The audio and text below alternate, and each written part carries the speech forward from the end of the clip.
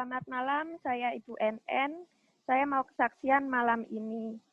Saya ikut Tuhan dan udah pelayanan sejak umur 15 tahun. Saya nikah 12 tahun yang lalu dengan teman gereja saya, tapi ternyata suami saya belum sungguh-sungguh sama Tuhan. Tahun 2011, suami saya kerja di Jakarta bolak-balik.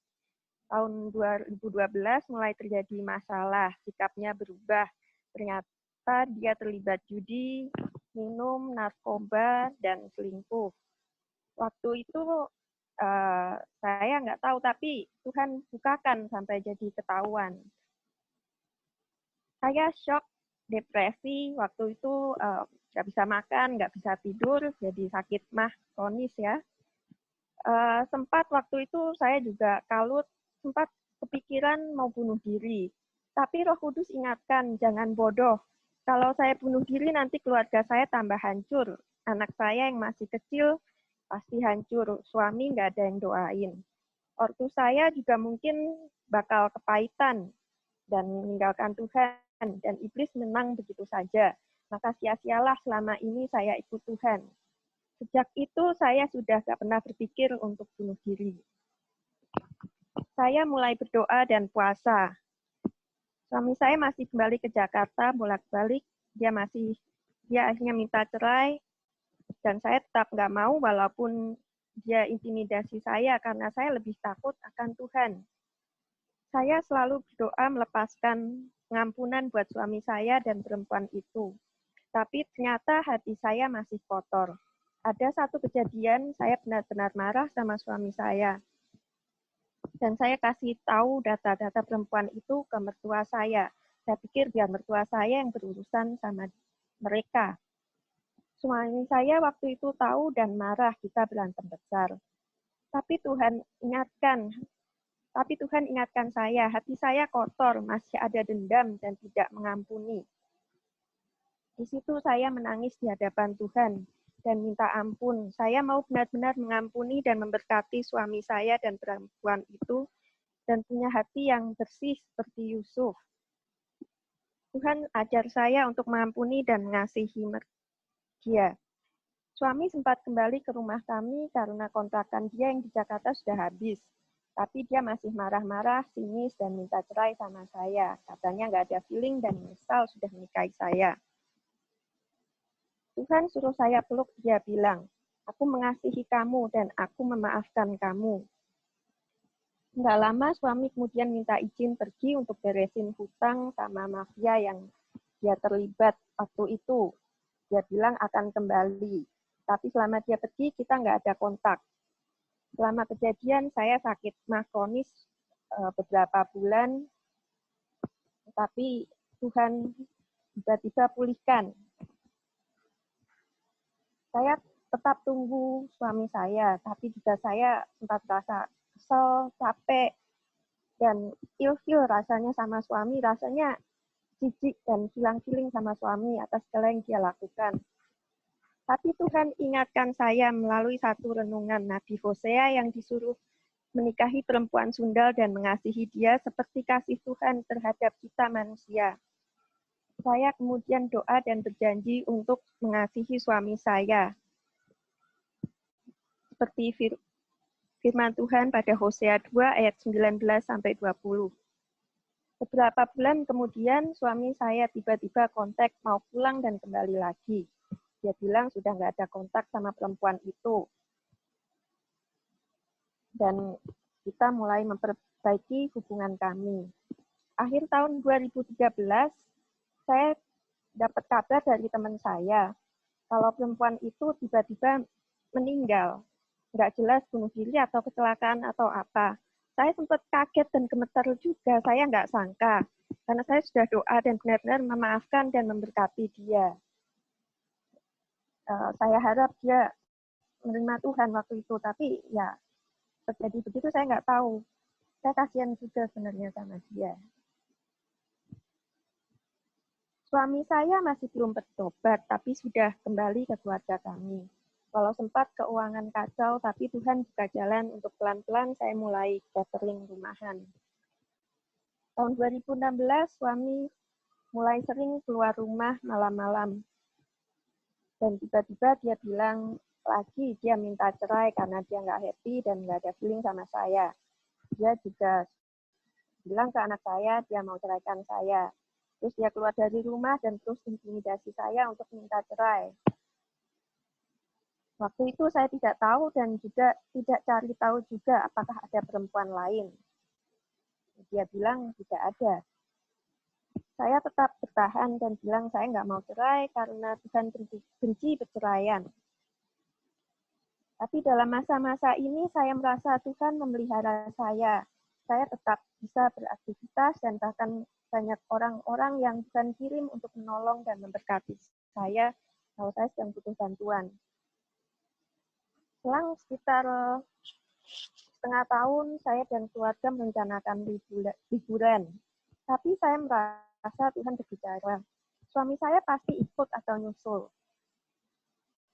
Walaupun saat itu masih belum ada indikasi ke sana. Tidak lama kemudian, suami saya mulai ajak ngomong, message, dan udah nggak nyolot lagi ngomongnya. Akhirnya dia bilang, apa masih ada kesempatan kembali. Dan dia kembali lagi ke rumah dan keluarga kami. Walaupun kadang dia masih marah-marah atau salahin saya dan lain-lain. Saya sempat komplain dan agak kecewa sama Tuhan. Kok suami saya enak banget, pergi tinggal pergi, balik tinggal balik. Nggak bertobat, nggak minta maaf. Nggak, ya kayaknya Tuhan biarin aja gitu. Saya yang istilahnya sengsara sendiri gitu. Tapi Tuhan beri saya janji Mazmur 37 ayat 5 dan 6 dan memulihkan hati saya. Tuhan juga beri berkat. Tidak lama dari kejadian itu terjadi pembelian dari rumah kami, sehingga kami bisa beli rumah baru tanpa cicilan, yang kemudian saya sadar itu adalah pemeliharaan Tuhan di masa pandemi. Sekitar bulan Maret ini, suami saya mulai agak depresi karena pandemi dan lockdown, dan pekerjaannya juga terkena dampak pandemi.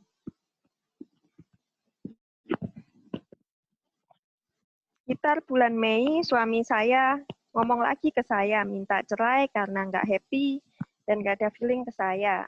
Saya sempat down, juga agak kecewa sama Tuhan. Kenapa saya sudah bergumul dan doa segini lama masih begini terus keadaannya? Tapi saya tetap percaya dan berdoa. Pada masa-masa itu saya mulai ketemu PD Victory dan saya mulai mendengar khotbah-khotbah GLI di PD Victory. Dan saya banyak dikuatkan. Saya sempat merasa takut kalau jadi dicerain sama suami saya. Tapi saya berdoa dan saya serahkan kekhawatiran saya pada Tuhan. Toh kalau sampai cerai, Tuhan juga bisa pulihkan atau satukan kembali.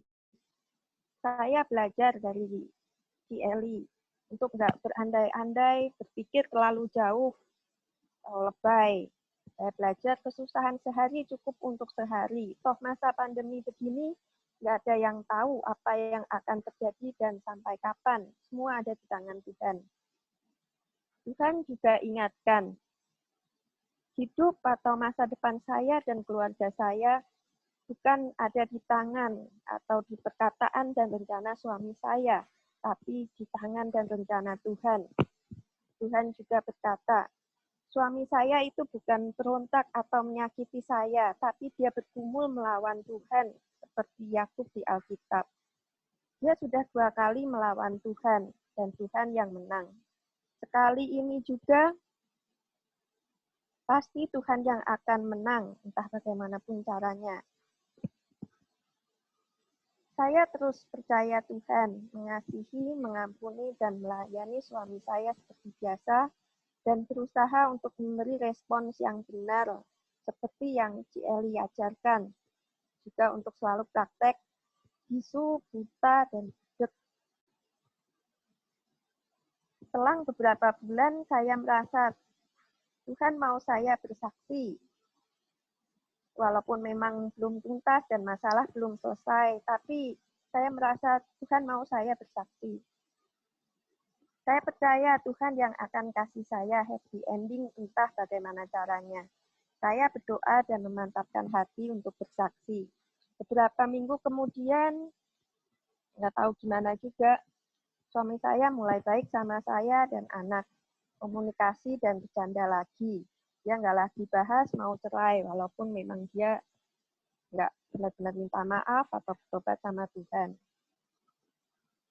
Memang sudah 8 tahun saya bergumul lewat keadaan up and down, tapi Tuhan selalu menyertai, membimbing, dan memelihara kehidupan kami. Sudah ya Bu NN ya, begitu ya kesaksiannya ya? Sudah. Ya. Oke.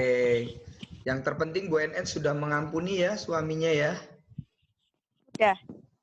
Sudah ya, sudah mengampuni. Biarlah nanti proses Tuhan di dalam pemulihan terus berkarya dalam kehidupan Bu NN ya. Dan usaha semua sekarang bagaimana sudah dipulihkan juga sekarang ini ya, gitu ya? Ya, puji Tuhan, Tuhan selalu menyediakan. Oke. Diberkati ya, haleluya. Anak-anak semua baik ya, sekolahnya baik-baik semua ya. Puji Tuhan. Puji Tuhan. Ya. Haleluya. Nah, ini ada pertanyaan begini, Bu NN, apakah mencari suami waktu suami pergi dari rumah sempat cari suami? Enggak, saya enggak cari. Enggak cari ya. Tapi tetap berdoa buat dia untuk mengampuni segala macam, tetap berdoa begitu ya selama dia pergi? Iya, saya tetap terus berdoa. Saya percaya sama Tuhan aja. Soalnya kalau saya cari nanti dia tambah marah, dia tambah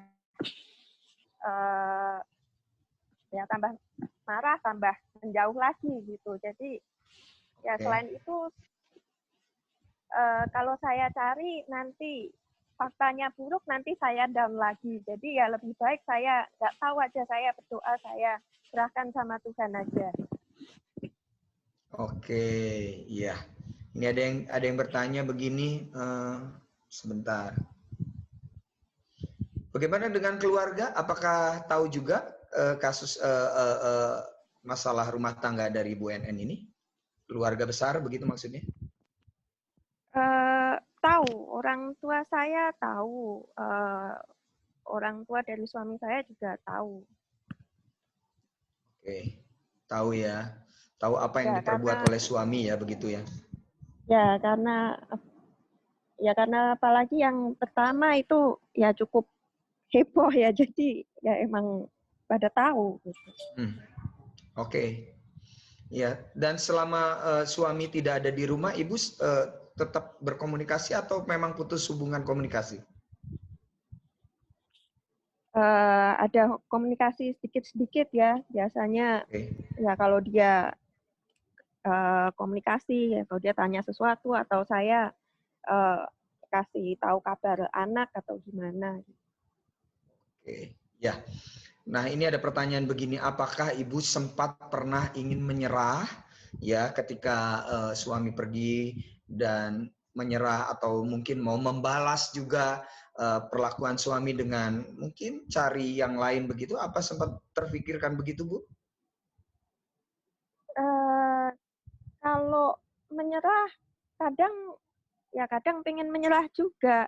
Kadang kalau diintimidasi cerai-cerai ya pengen ya udahlah daripada diancam terus gitu, capek juga. Tapi saya takut sama Tuhan. Kalau saya berdoa lagi gimana?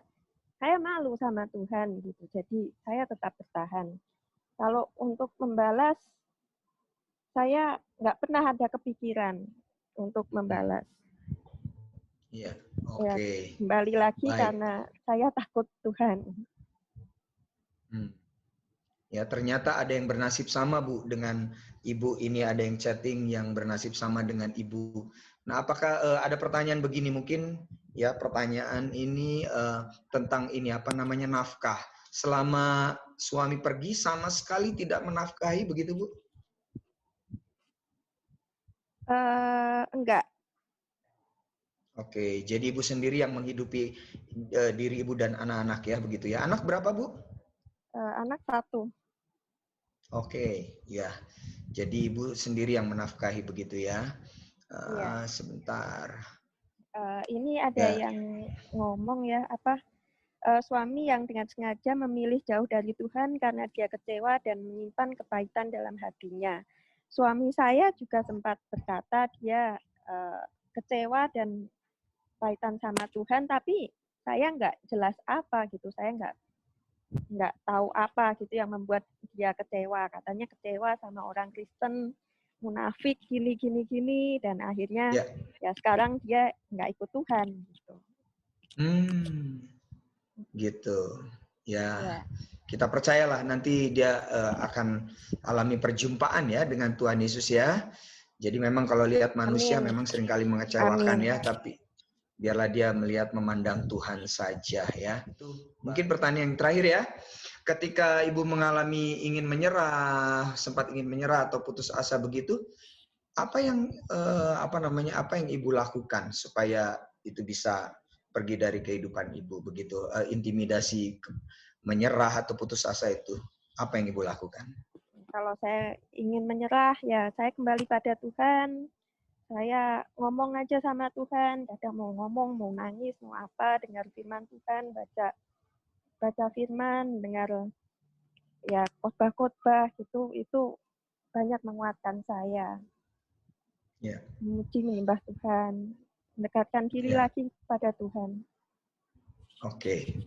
Baik, terima kasih Bu. Itu adalah suatu keputusan yang baik ya, yang luar biasa. Ketika ada persoalan, carilah Tuhan, mendekat kepada Tuhan, jangan menjauh dari Tuhan.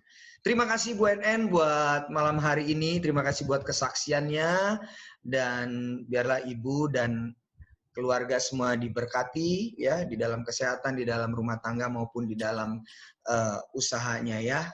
Tuhan Yesus memberkati Bu. Sampai ketemu lagi ya. Tuhan Yesus memberkati. Amin. Amin. Puji Tuhan.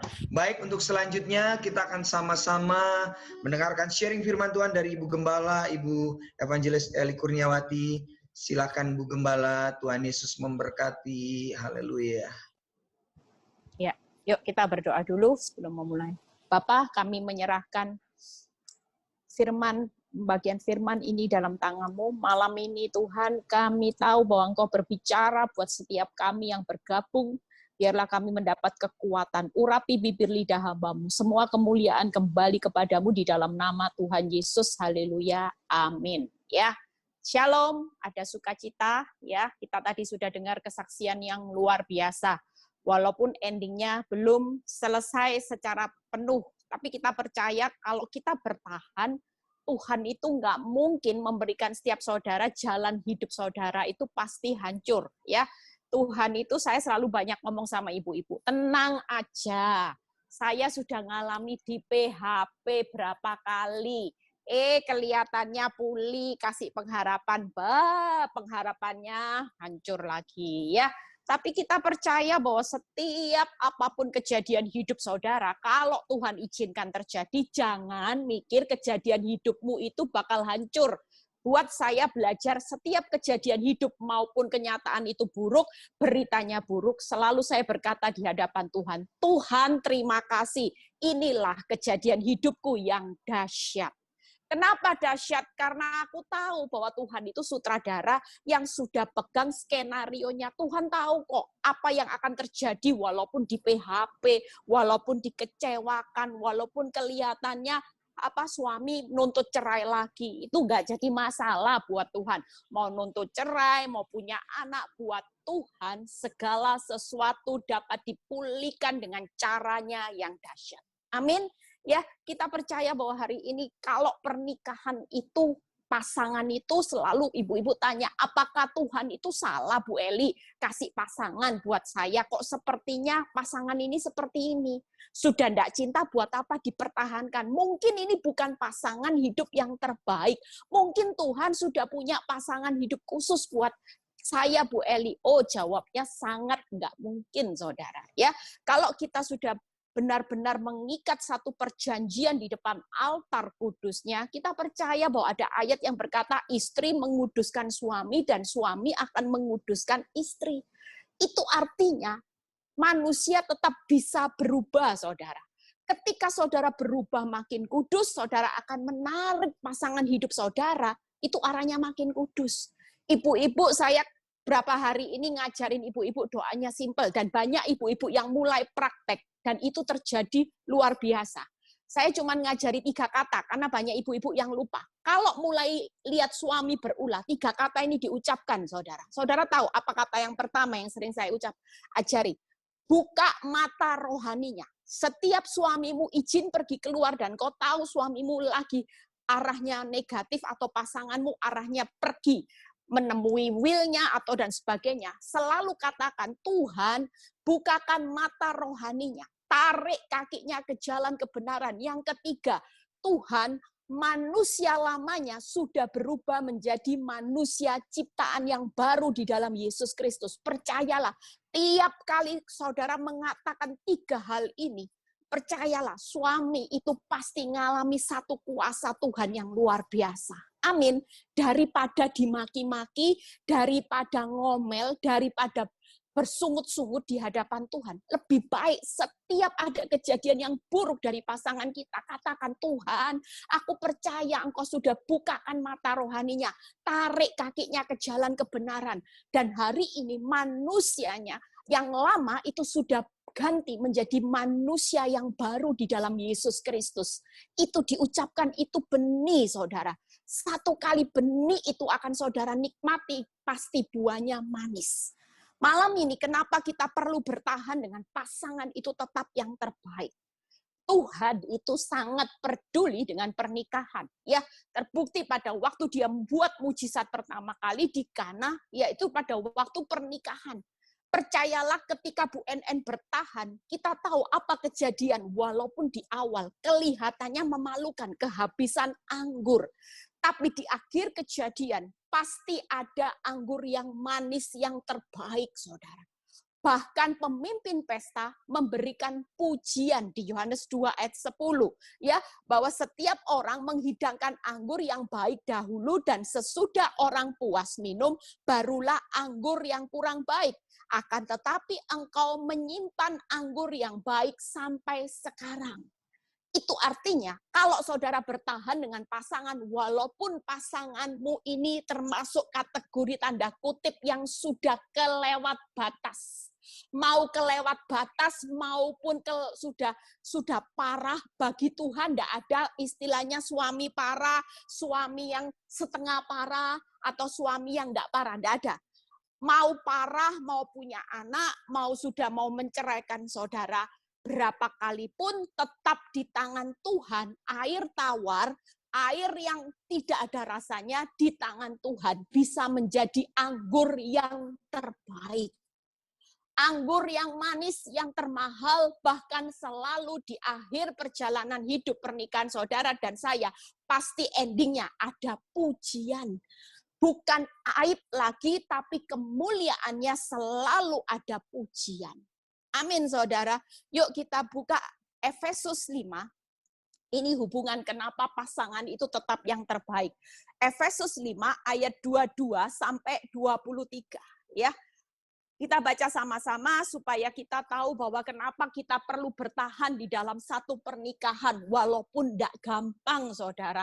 Kalau mau bertahan ngomong seperti Bu NN. Saya tahu Bu NN masih cantik. Usianya masih di bawah 40 tahun.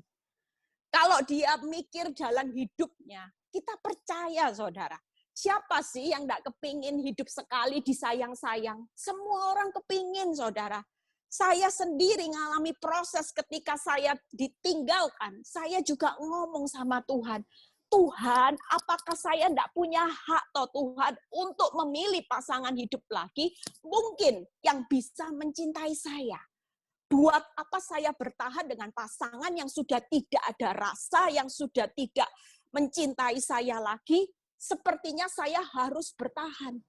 Jujur saudara, kalau rasanya bertahan dengan orang yang sudah tidak cinta sama kita, itu iblis mulai mengintimidasi. Buat apa kamu lihat tuh orangnya sombong sama kamu, kamu melayani pun dibentak-bentak, kamu sudah baik dicuekin. Tapi ketika kita tahu bahwa Tuhan itu selalu punya rencana yang indah. Hari ini bertahan bukan karena manusia, bukan buat suamimu, bukan buat pasanganmu.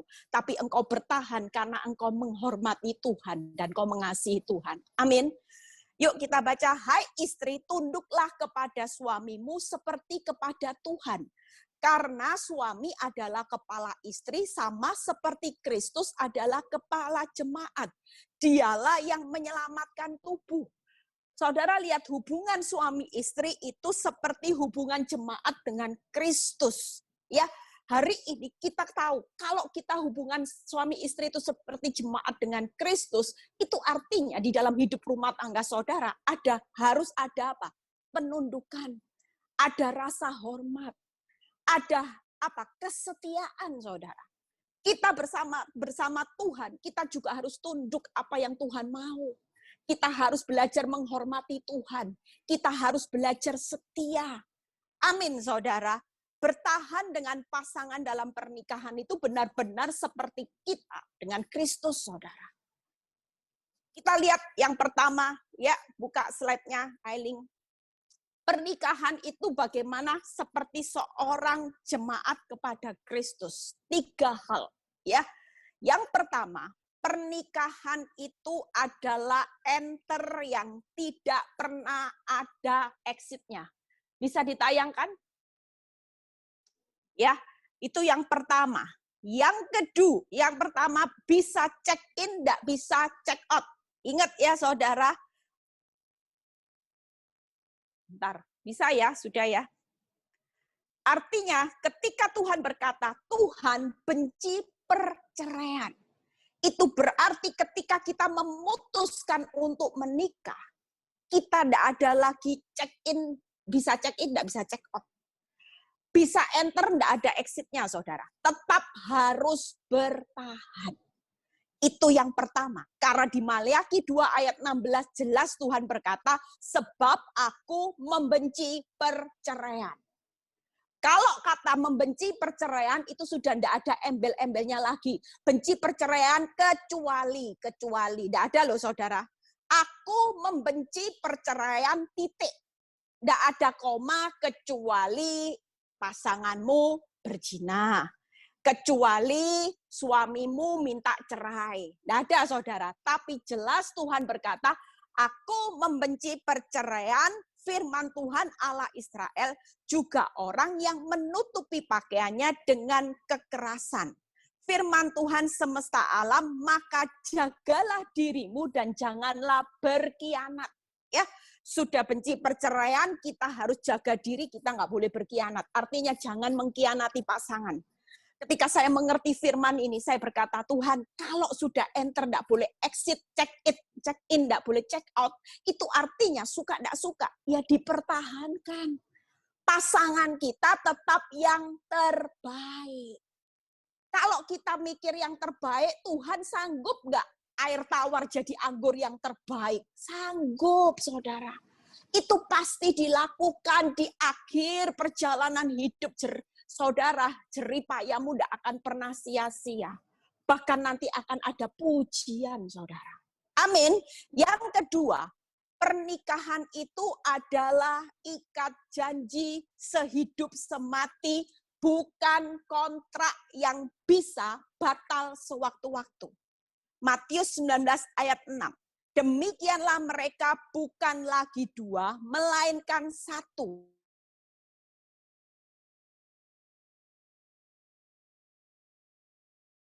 Manusia. Yang kedua adalah pernikahan itu ikat janji, saudara, di hadapan Tuhan. Bukan kontrak yang bisa batal sewaktu-waktu. Ya, artinya sekali saudara, makanya buat kita yang punya anak, kita perlu kasih ini. Kita perlu beri pengertian buat anak-anak kita supaya tidak gampang-gampang, "Mah, saya mau kawin. Mah, saya mau ini." Kita harus tahu, kasih mereka pengertian. Kalau sudah memutuskan kawin, ya itu tadi. Sudah check in, tidak bisa check out, bisa enter, tidak bisa exit loh. Karena itu ikat janji, bukan kontrak yang bisa dibatalkan sewaktu-waktu. Kalau sudah tidak cinta, ya sudah, yuk cerai. Mumpung di zaman sekarang saya banyak mendengar terutama generasi muda yang masih 20 tahun, saya sampai merasakan Tuhan, kenapa anak-anak Tuhan hari-hari ini generasi muda, ini anak-anak orang Kristen juga loh saudara. Saya kalau dengar itu sampai ngeri saudara. Mereka punya perkumpulan ya, usia yang menikah di bawah 30 tahun sampai maksimum 35. Mereka punya komitmen, kalau suami mulai macam-macam, itu langkah yang terbaik adalah cerai. Karena usia antara 28 sampai 35 itu nilai jual masih laku. Jadi jangan mempertahankan pernikahan kalau sudah ada masalah di saat usiamu 28 sampai 35. Karena usia ini banyak yang masih mau menerima. Kalau sudah 35 ke atas, 37 ke atas, itu makin sulit untuk cari pasangan hidup lagi. Jadi ketika mereka dimasukin pemikiran seperti ini, gampang mereka. Begitu pasangannya macam-macam, cerai. Toh bisa laku lagi. Atau enggak mereka bangga dengan kumpulan para janda-janda. Bahkan saya dengar hari ini janda-janda lebih laku, saudara. Laku keras. Itu yang membuat mereka makin semangat. Kalau pasangannya sudah mulai berulah, mereka langsung bilang cerai. Saudara lihat, ini bukan lagi janji, tapi kontrak yang mereka bisa batalkan sewaktu-waktu. Saudara lihat yang ketiga, pernikahan itu adalah simbol kesetiaan. 2 Timotius 2 ayat 13. Jika kita tidak setia, dia tetap setia karena dia tidak dapat menyangkal dirinya. Saudara tahu bahwa inilah simbol kesetiaan saudara hari ini. Kita setia sama pasangan karena kita mau menghormati Kristus. Kita tahu bahwa Tuhan itu setia.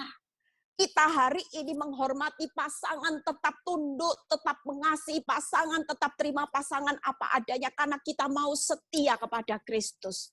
Gak mungkin saudara ngomong, aku mau setia kepada Tuhan. Sementara orang yang di sampingmu, pasangan hidupmu, engkau gak setia. Justru hari ini Tuhan itu lagi menguji. Kalau pasanganmu bermasalah, apakah engkau tetap bisa komitmen untuk menghormati Kristus dalam pernikahanmu? Saudara hari ini percayalah, sekali menikah tidak ada yang namanya kata cerai saudara. Ikat janjinya itu sudah tidak bisa dibatalkan. Apapun yang terjadi sampai maut. Itu yang bisa membatalkan pernikahanmu kecuali dipisahkan oleh maut. Yang ketiga, pernikahan adalah setia. Ya, kita bahas 3 slide. Erling buka bagaimana Tuhan itu benci perceraian. Ya, apa yang mesti saudara lakukan hari-hari ini untuk tetap setia kepada pasangan hidupmu? Kalau saudara tahu, hari ini Tuhan itu benci perceraian. Yang pertama, 1 Korintus 1 ayat 20. Ya, sekata, sehati, sepikir. Yuk kita baca. Tetapi aku menasehatkan kamu saudara-saudara demi nama Tuhan kita Yesus Kristus supaya kamu seia, sekata, dan jangan ada perpecahan di antara kamu, tetapi sebaliknya supaya kamu erat bersatu, sehati, dan sepikir. Dalam hidup ini jangan pernah ada perpecahan. Kita tahu bahwa rumah tangga itu 2 pribadi yang berbeda dipersatukan, tidak mudah saudara. Tapi kalau kita tahu bahwa dalam Kristus, di mana Mazmur 133, Tuhan memerintahkan berkat-Nya ketika kita bisa diam, rukun bersama, itu artinya kita sebagai penolong ngalah saudara. Ngalah. Kalau lagi suamimu lagi tegangan tinggi, terutama di masa pandemi ini, banyak yang konslet, saudara. Banyak orang yang konseling sama saya, suaminya tiba-tiba konslet. Tekanan begitu banyak, tadinya begitu manis, sekarang jadi suka marah. Mulutnya kasar, suka maki-maki. Percayalah, ini masa-masa di mana saudara lagi mau praktek firman. Yuk kita jangan menciptakan perpecahan, sebaliknya kita bersatu dengan sehati, sekata, dan sepikir. Mulai mengerti, saudara. Mulai belajar untuk mengerti, saudara. Ya, kita hari ini belajar untuk sabar. Sudahlah kalau suami suruh, ya sudah kamu kerjakan ini. Selama saudara mampu, ngalah saudara. Mungkin uang bulanan saudara hari-hari ini dipotong, ya, dipotong, sudah enggak usah ngomel. Ngucap syukur aja buat apa yang ada, bukan buat apa yang kurang. Saudara mengucap syukur dan berkata terima kasih Tuhan, cukup. Amin, saudara.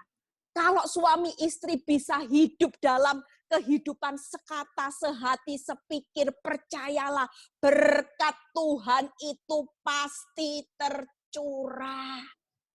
Kita kalau sudah sehati, sepikir, saudara, hari ini sekata, sepakat, ya sudahlah ngalah, percayalah.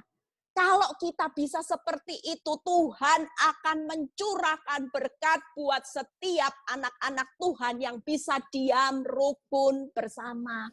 Seringkali berkat itu terhalang karena saudara sering cekcok sama suami. Sering tidak sehati. Seringkali saudara tidur ngadep kanan, suami ngadep kiri. Saya tidak mau, saudara, ketika saya mengerti firman, setiap kali saya dimaki-maki, saya tidak salah, saya selalu pegang tangan suami saya, atau enggak, saya selalu berkata, kalau saya salah, saya minta maaf ya, saya enggak mau. Walaupun permintaan maaf saya itu tetap tidak direspon dengan baik, walaupun sakit, saudara. Tidak salah loh, saudara. Tapi saya mengerti firman, artinya saya nggak mau suami saya nggak sehati sama saya lagi, dia simpen kepahitan. Paling nggak ketika saya sudah merendahkan hati, dia juga mulai adem, saudara.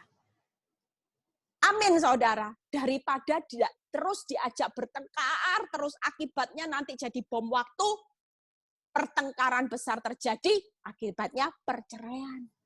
Yang kedua, bagaimana hari ini kita bisa hari ini tidak lagi melakukan perceraian. Yang kedua, hormati perkawinan. Ibrani 13 ayat 8. Ya, hendaklah kamu semua penuh hormat terhadap perkawinan. Janganlah kamu mencemarkan tempat tidur.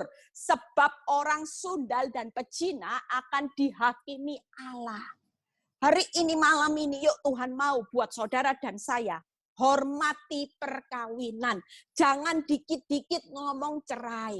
Jangan dikit-dikit ngomong pisah. Kita harus menghormati perkawinan. Ya, yang pertama tadi harus menciptakan persatuan, jangan ada perpecahan. Yang kedua, hormati perkawinan. Yang ketiga, ya, ada kesatuan untuk menghasilkan keturunan ilahi. Yang ketiga adalah Maleakhi 2 ayat 15. Bukankah Allah yang esa menjadikan mereka daging dan roh? Dan apa yang dikehendaki kesatuan itu adalah keturunan ilahi. Jadi jagalah dirimu, janganlah orang tidak setia. Artinya hari ini kita tahu untuk menghasilkan kesatuan keturunan ilahi, kita harus punya satu kesatuan, kesetiaan. Supaya kita hari ini setia, saudara. Amin, saudara. Malam ini kita percaya, kita tidak mau terjadi perceraian. Supaya kita menghasilkan keturunan ilahi. 3 hal ya, hari ini sehati, sekata, sepikir, hormati perkawinan, kesatuan untuk menghasilkan keturunan ilahi. Yang kedua, bagaimana pernikahan itu adalah ikat janji pasangan suami istri dengan Tuhan. Saudara, ketika saudara menikah di hadapan Tuhan, Ya, saudara mengucapkan satu janji, itu janji di hadapan Tuhan, saudara. Ya, ikat janji itu di hadapan Tuhan. Makanya kenapa ketika kita menikah, kita tidak bisa dibatalkan. Itu karena kita berjanji suami istri di hadapan Tuhan. Yang kedua, Tuhan itu ada di dalam perjanjian ini untuk mempertahankan perkawinan.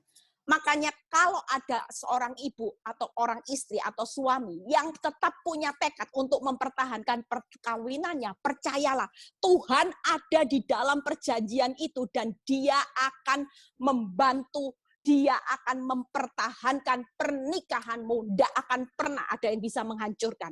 Amin. Kenapa? Karena Tuhan ada di dalam perjanjian pernikahan antara saudara dan suami pada waktu itu pasangan hidup di hadapan Tuhan.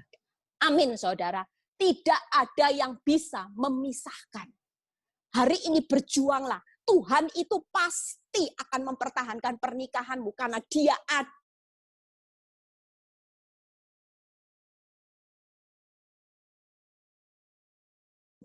Ketika saudara berkata sama Tuhan, Tuhan aku tidak mau cerai. Dia tetap pasanganku yang terbaik.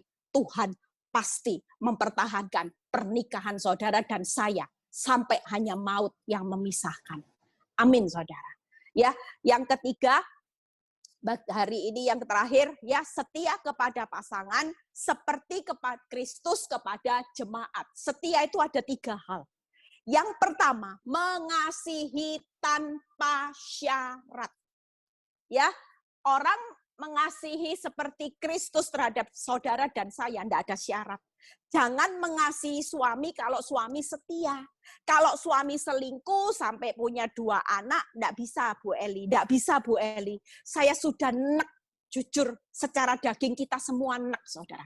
Banyak ibu-ibu yang berkata, jijik Bu Eli. Duh, jijik Bu Eli, enggak bisa Bu Eli, rasanya sudah hati saya tertutup, sudah cinta saya sudah mati Bu Eli, saya sudah enek lihat suami saya.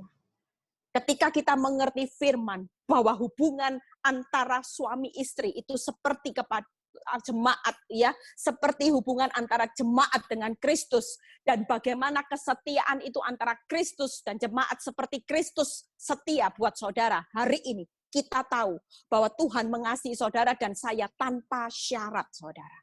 Amin, ya. Ayatnya Yeremia 31 ayat 3. Yuk baca. Aku mengasihi engkau dengan kasih yang kekal, sebab itu aku melanjutkan kasih setiaku kepadamu. Malam ini saudara katakan, pasanganmu memang menyebalkan. Pasanganmu memang hari ini membuat engkau nek, membuat engkau jijik, membuat engkau terluka. Tapi percayalah firman malam ini, kalau Tuhan itu mengasihi saudara dan saya tanpa syarat, saudara dan saya harus mengasihi pasangan saudara tanpa syarat.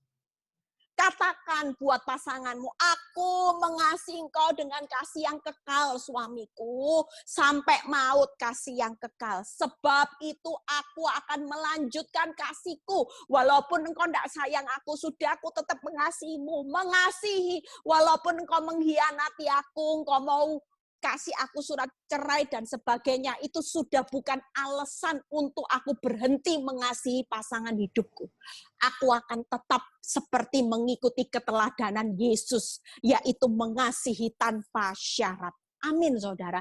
Jangan kalau sudah suami selingkuh, kasihnya juga tidak berhenti. Ya sudah, aku benci, aku tidak mau lagi. Benci. Ya, biasanya ibu-ibu kalau sudah ngomong benci itu sampai benci gitu katanya, ya.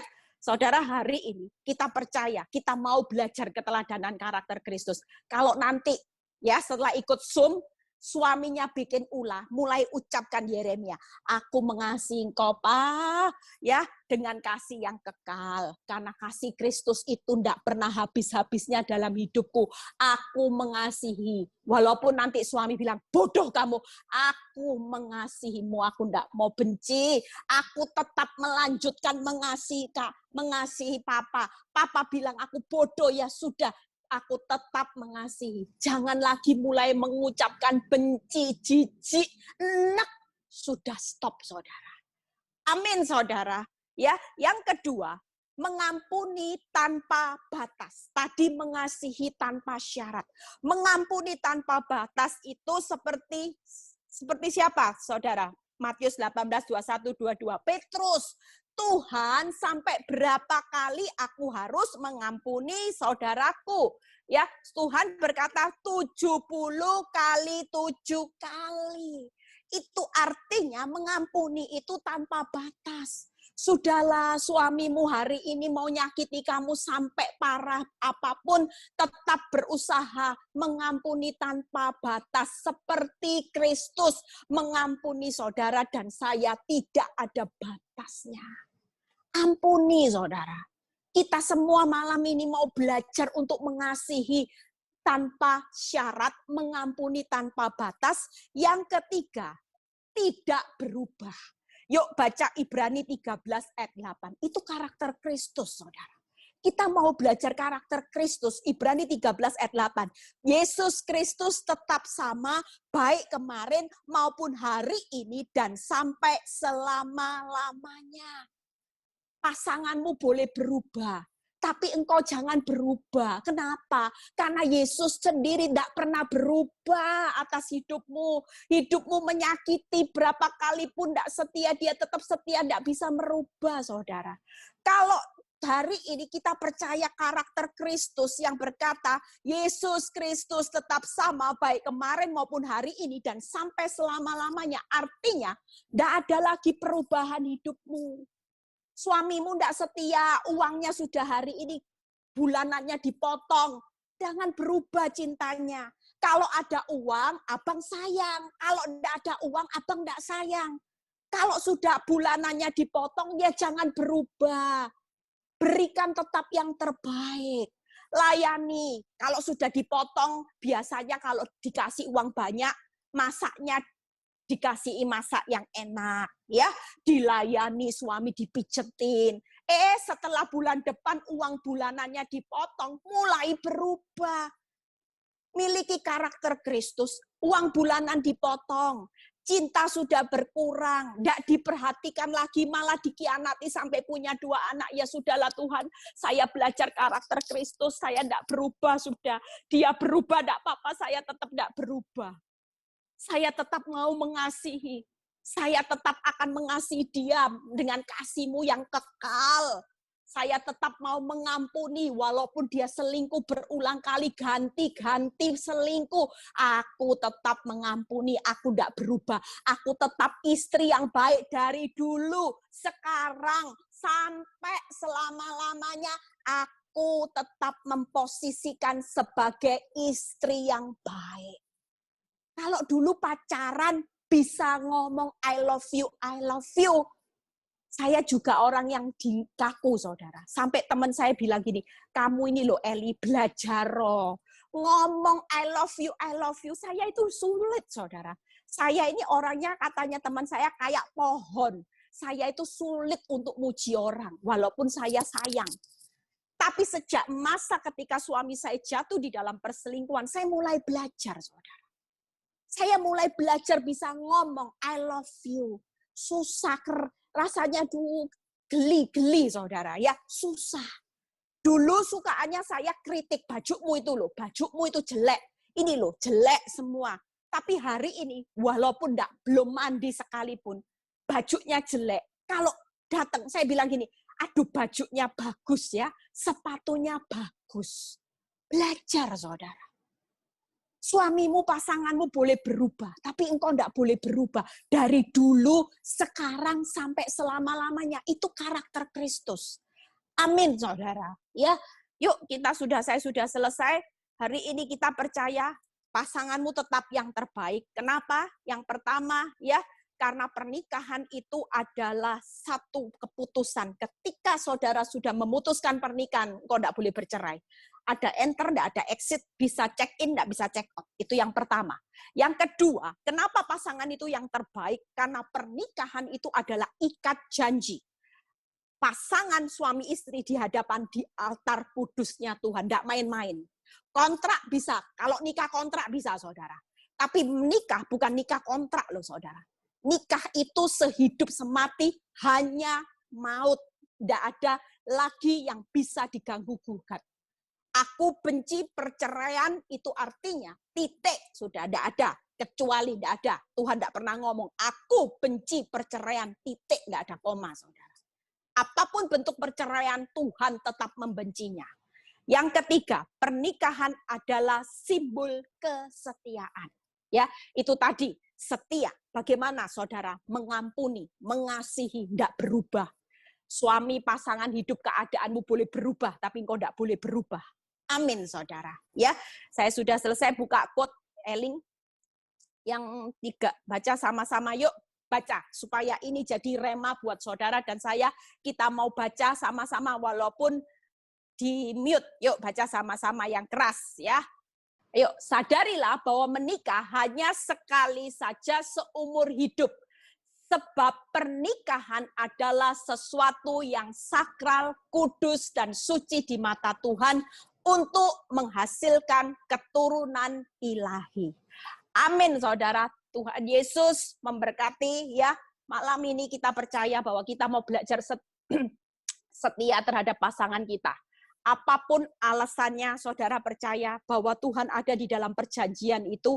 Percayalah Tuhan pasti mempertahankan pernikahanmu. Ketika engkau angkat tangan, Dia pasti turun tangan, akan menyelesaikan, mengubah pasangan hidupmu. Sehingga engkau akan menikmati anggur yang manis. Ada puji-puji, ada pujian di akhir perjalanan hidup pernikahanmu. Bahkan ada kebahagiaan. Tuhan Yesus memberkati. Yuk kita berdoa, masuk dalam doa. Kita mau berdoa, saudara kalau malam ini ada pasanganmu yang lagi bermasalah, yuk kita sama-sama berdoa. Sebutkan namanya. Kuasa doa orang benar itu besar kuasanya. Kalau saudara selama ini datang, mungkin firman ini buat teguran buat saudara.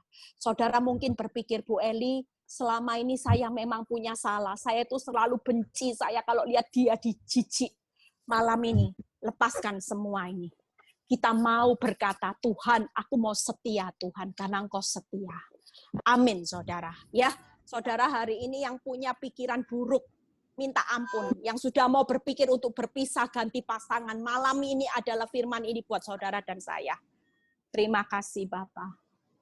Kami mengucap syukur buat malam ini. Kami tahu bahwa Engkau Tuhan yang sangat memperdulikan perkawinan. Kami tahu Tuhan, setiap perjalanan hidup kami tidak selalu mempunyai pasangan yang sempurna. Karena yang sempurna itu hanya Engkau. Kami tahu Tuhan bahwa setiap kami punya pasangan hidup yang lagi di dalam proses masalah. Terutama di masa pandemi ini, banyak tekanan Tuhan. Sehingga membuat hubungan rumah tangga di hari-hari ini banyak yang mengalami perpecahan. Banyak yang mengalami perceraian Tuhan. Tapi kami sebagai anak-anak-Mu, kami mau belajar untuk menghormati, untuk tunduk dan setia kepadamu. Sehingga kami harus mempertahankan pasangan hidup kami, Tuhan. Kami tidak mau lagi karena kami tahu hubungan antara pasangan suami istri adalah seperti jemaat kepada Kristus. Dan itu sebabnya Tuhan, malam ini ampuni kami, Tuhan. Kalau kami selama ini berpikir suami kami adalah suami yang menjengkelkan, suami yang membuat kami merasa jijik, merasa muak, dan kami sulit untuk mengampuni. Kami malam ini berkata, ampuni kami Tuhan. Kami mengerti kebenaran firman-Mu Tuhan, bahwa dalam kehidupan kami Tuhan, ketika kami memutuskan pernikahan, tidak ada perceraian lagi karena Engkau membenci perceraian. Bahkan kami tahu Tuhan, bahwa hanya ikatan yang bisa memisahkan antara suami istri hanyalah maut. Karena kami tahu pernikahan itu di hadapan altar-Mu yang kudus, Bapa.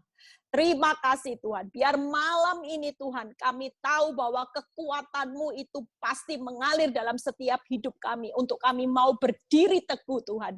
Di dalam satu pernikahan kami mau setia. Kami mau setia mengampuni Tuhan. Kami mau setia mengasihi. Kami mau setia, kami tidak berubah. Walaupun pasangan kami sudah berubah. Kami tetap akan mempertahankan karakter Kristus, dan kami tahu pada akhirnya pernikahan kami akan menjadi satu pernikahan dengan anggur yang manis dan akan ada puji-pujian Bapa. Terima kasih Bapa, kami percaya malam ini akan terjadi kelegaan yang luar biasa.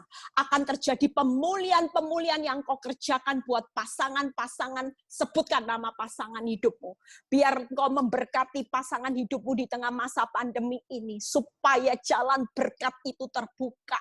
Berkati pasangan hidupmu, jangan kutuki. Katakan bahwa aku mengasihi engkau dengan kasihku yang kekal, dan aku mau melanjutkan kasih-Mu, hanya maut yang bisa memisahkan hubungan kami Tuhan. Terima kasih Bapa. Terpuji nama-Mu, kami percaya malam ini Tuhan, kami terima kelegaan di dalam Engkau. Kami terima pemulihan anggur yang manis, bahkan puji-pujian itu kami terima.